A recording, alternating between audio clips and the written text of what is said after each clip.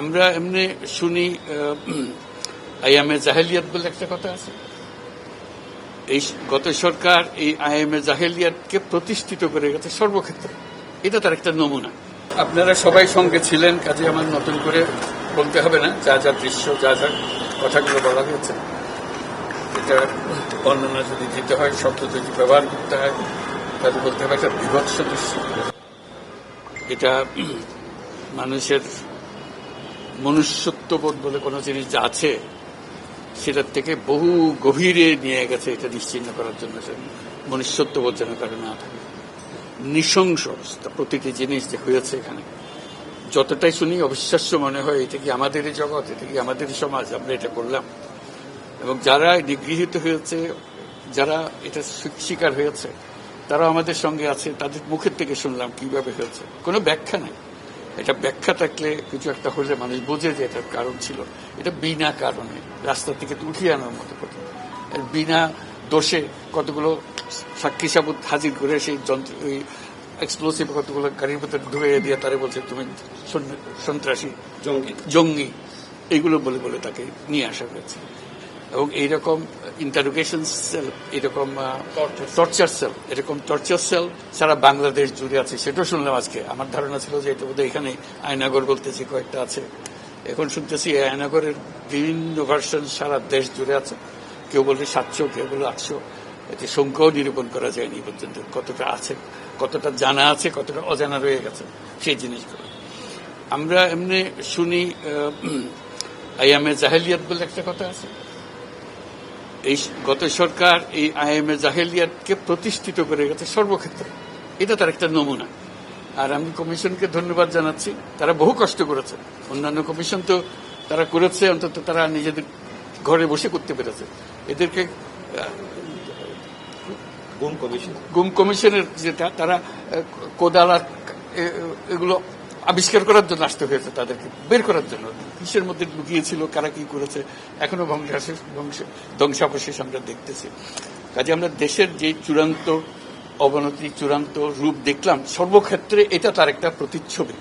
কাজে গুম কমিশন যেটা আমাদের সামনে নিয়ে আসলো, সেটা হলো যে কি পরিমাণে একটা দেশকে সর্বদিকে ধ্বংস করা যায়, এমনকি মানুষের একেবারে সামান্যতম যে মানবিক অধিকার সেটুকু থেকে বঞ্চিত করে রেখে দেওয়া হয়েছে।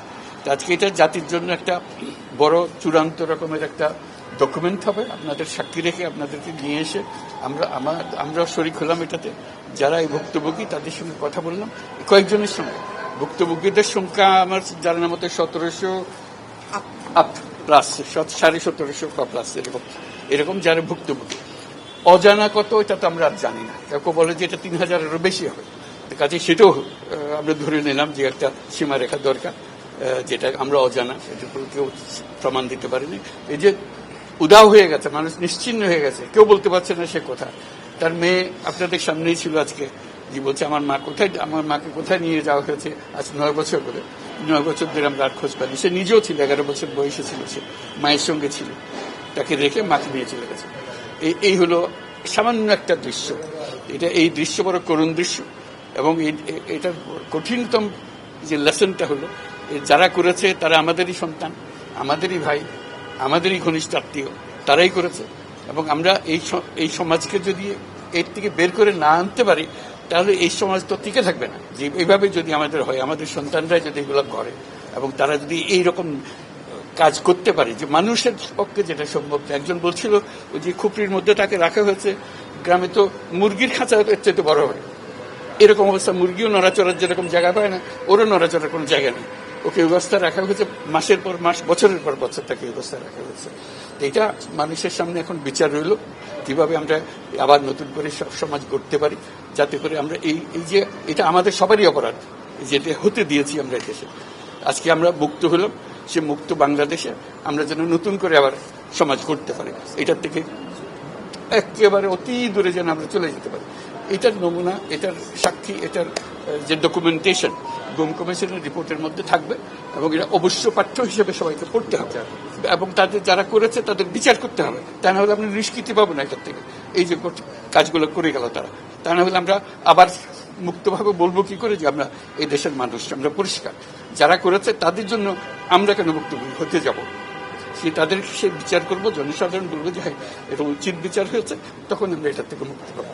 সেটাই হলো আমাদের আবেদন দেশের সবার কাছে, এই বিচারটা যেন আমরা করে ফেলতে পারি। এইগুলো সব এভিডেন্স যা যা আমরা দেখলাম, এভিডেন্স গুলো সিলগালা করে রাখা হবে যাতে করে কেউ বিনষ্ট করতে না পারে, যখন বিচারের কাছে যেহেতু এটা প্রমাণ হিসেবে ব্যবহার করতে পারে, সেই হিসেবে আমরা থাকি। ক্ষতিপূরণ হিসেবে আমরা দেখি নাই, আমরা দেখছি যে ন্যায় বিচারটা তার জন্য হয় অতি তাড়াতাড়ি হয়, যে বিচার দীর্ঘসূত্রিতায় করে থাকবে সেই জন্য এটা থেকে নিষ্কৃতি পায়, এটা আমাদের ফার্স্ট প্রেফারেন্স। তারপর দেখা যাবে তাদের কি করা যেতে পারে। তার জীবনটা ফিরিয়ে দিতে পারবো না যে জীবনের মাধ্যমে সে গেছে, অন্তত দেখলে মনে সান্ত্বনা হবে। আমি জায়গাটা দেখে এসেছি। ওই মেয়েটা যে বাচ্চা মেয়ে যে বলতেছেন আমার মাকে আর দেখতে পেলাম না, কোথায় চলে গেল, আজ পর্যন্ত কেউ খবর দিতে পারলো না সে বেঁচে আছে না মরে গেছে, মরে গেলে কোথায় আছে। The whole existence of this government is because of this, that we don't want to stay in that darkness যেটা আমাদের that has been created around us. So we want to create a new environment, new, as we say, new Bangladesh, as the students have been claiming all the time. So that led to the reform commissions. One of them is this disappearance commission, which led us to see this thing. If we didn't have that commission, probably it will be just a storytelling. Nobody will believe, somebody will say yes, somebody will say no. Now they have concrete proof, and now they will go to the justice. So this is one step. And then what happens to the rest of the institutions? You are dealing with something that they have done. Will this be repeated in future? That's something we have to make sure that it's not repeated in future. No way. Nowhere near it. This is the worst ever in the whole world possible. So we don't want to have anything to do with it. We'll be as normal as any civilized human being could be. So that's our commitment. That's what the reform commissions are all about. And since you asked the question, I'm very grateful to the commission for taking the trouble. It was not an easy job. They had to fight in all directions to discover. This is a whole discovery mission. It's not as simple going and taking evidences and writing reports about it. So they had to really detectives in very serious way. And they're still worrying about whether we can keep the evidences as they are after all this thing happened. So this is our commitment. We want to create that society and that world for us.